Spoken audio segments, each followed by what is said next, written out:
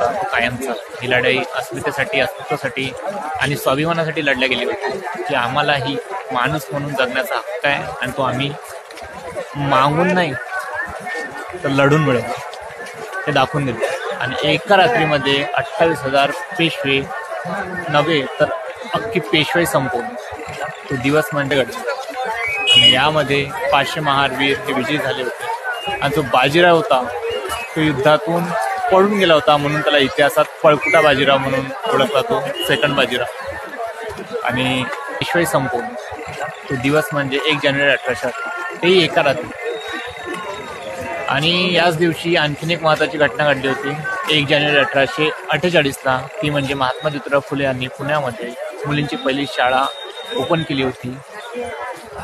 अशा या 2 महत्त्वाच्या घटना आजच्या दिवशी घडल्या होत्या. या दोन्ही घटनेच्या आपणा सर्वांना सदिच्छा. जय हिंद.